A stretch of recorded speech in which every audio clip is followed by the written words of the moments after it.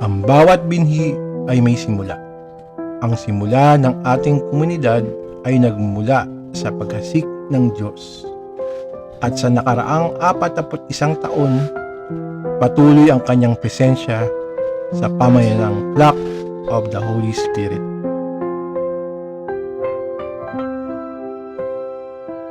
Ang unang tanda ng binhing hinasik ng Diyos ay ang kanyang presensya sa ating pagtitipon. Presensyang nagbibigay buhay at nagbubuklod sa atin bilang komunidad.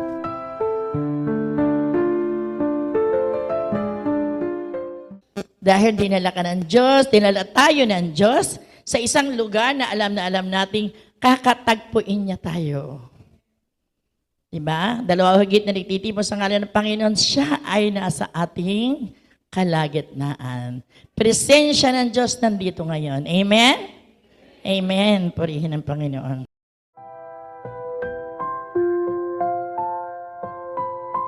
Upang ang binhi ay lumago, kailangan itong alagaan.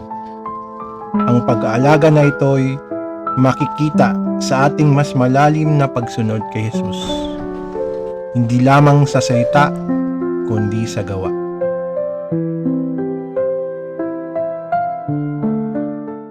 Brothers and sisters, how to have a new life with Jesus? So ito yung malaking tanong Paano nga ba magkaroon ng bagong buhay kasama si Jesus? So ang sinasabi po, obey Jesus. Ito po yung klase ng pagsunod na hindi mababaw. Hinihingi po yung malalim na pagsunod na natin sa ating Panginoon. Pag sinabing obey Jesus and let Him lead, so dapat hindi lang po sa salita, nakikita rin po sa ating kilos at gawa.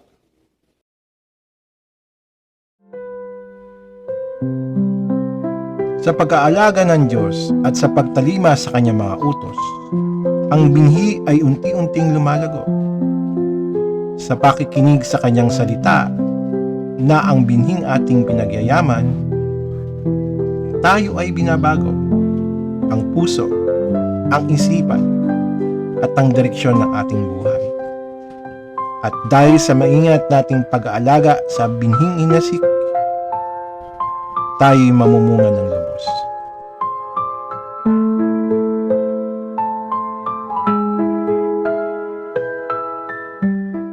Ito na rin po talaga yung time na, ito na pala po yung pagtawag sa akin ni Lord dito po sa community.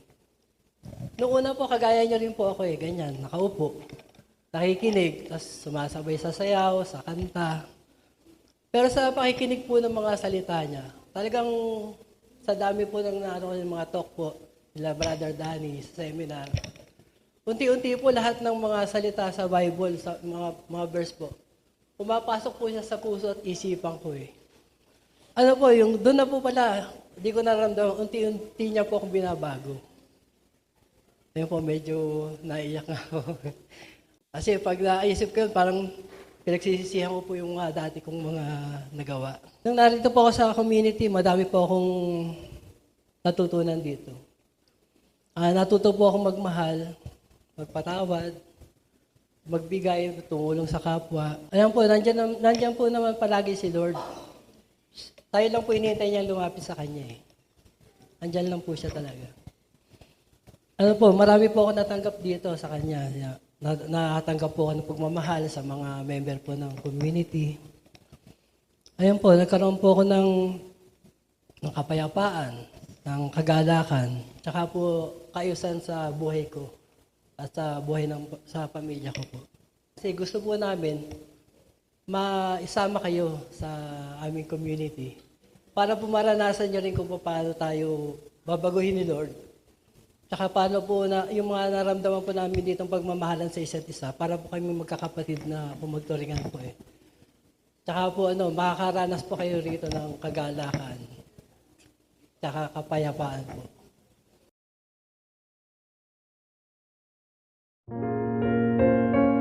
Ang paglago ay may kaakibat na pananagutan.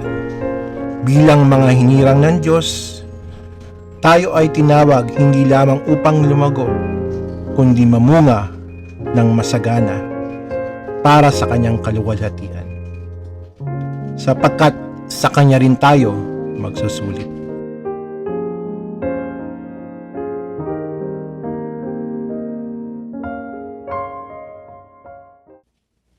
Tandaan po natin, tayo ay mga hinirang ng Diyos, mga ibinukod mula sa karamihan. Yan ang sinasabi natin kanina.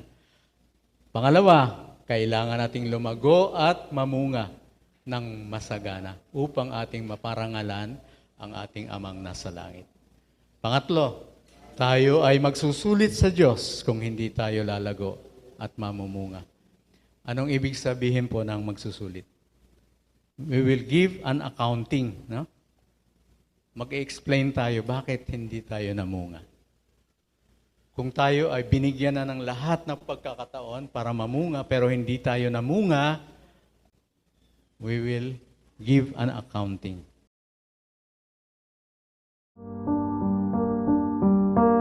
Tulad ng pag-inog ng buhay ng isang paru-paro, ang pamumunga ay hindi agad-agad. Hindi minamadali. Ito'y isang proseso ng patuloy na pagbabago, panlabas at panloob. Habang hihinahiyan nating kumilos ang Diyos sa ating buhay.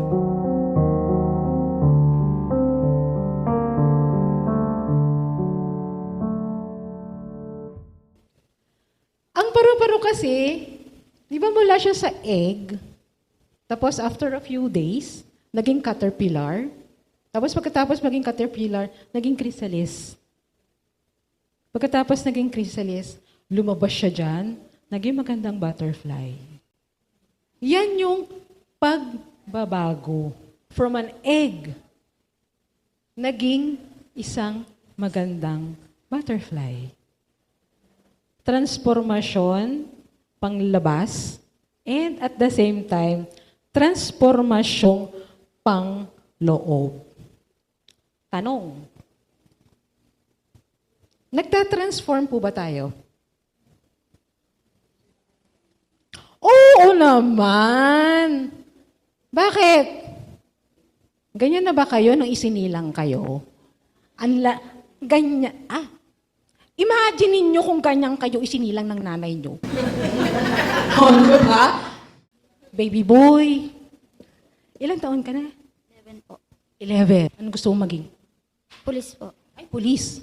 Police is for 4 na taon. Oh. Di ba? O 11 pa lang.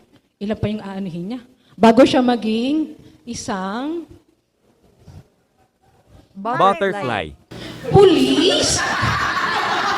Paano siya magiging butterfly? Tanong. Di ba nakausap niyo na si Lord kanina sa baptism? Sarap ng pakiramdam, di ba? Pero sa tingin niyo, hanggang kailan yun? Hanggang kailan yung feeling na yun?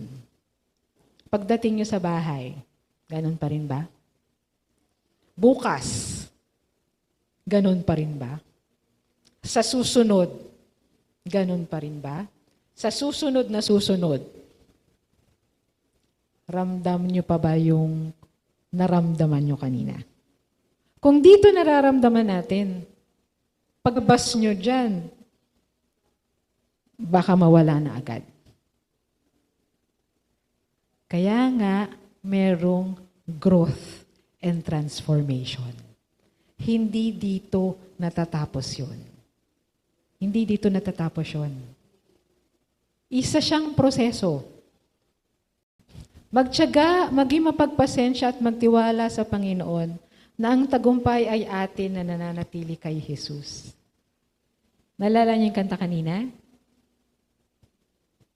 I will trust in you. Yun lang. I will trust in you. Hindi nyo namamalayan. Hindi nyo namamalayan. Pero every step of the way, nandun yung footprint ni Lord. Ganun po. Na alam naman natin na kahit kailan, hindi naman talaga tayo pinabayaan. Iniisip lang natin na pinabayaan tayo. Kasi minsan hindi natin tinatanggap yung tulong niya kasi ang taas ng pride natin. Pero pansinin nyo, kung magpapakumbaba tayo, hindi naman talaga tayo pinapabayaan, di ba?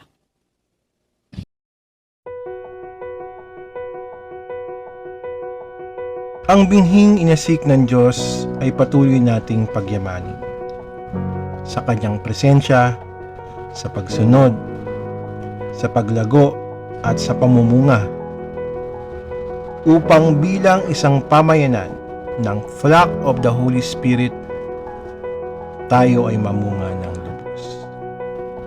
Pagpalain nawa tayo ng Panginoon. Amen.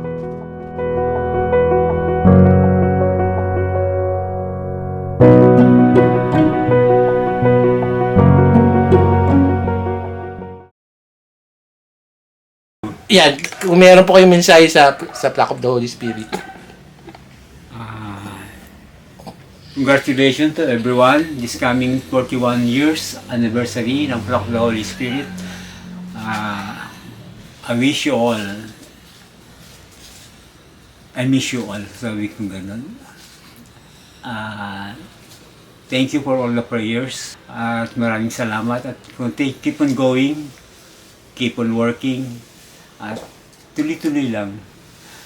Okay na ako ngayon. Kaya lang yung after my therapy siguro ma-okay na ako. Sana ipagpatuloy yung pagdadasal niyo para sa akin. Maraming salamat. At ganoon na talaga yung matanda na, 81 na eh.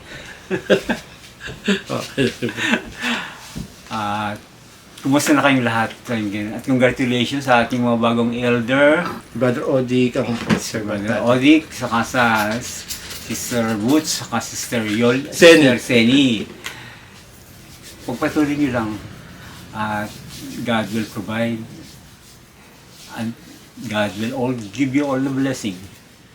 Thank you so much. Maraming salamat sa inyong lahat. I miss you all. Ayun. Thank you bro, thank you bro. Pag-pray ko po kayo. Pinagpipray po na po dito ang aking kapatid na si Brother Aniboy. Maraming salamat Panginoon sa araw nito at nadagdagan ng kanyang edad.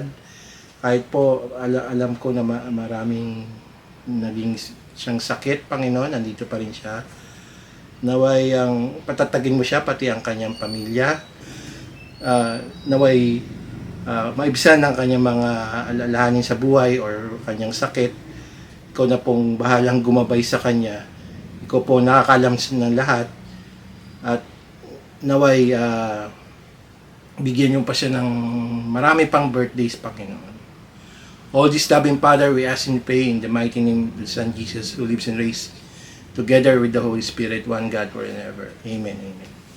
In the Father, Son, the Holy Spirit. Amen.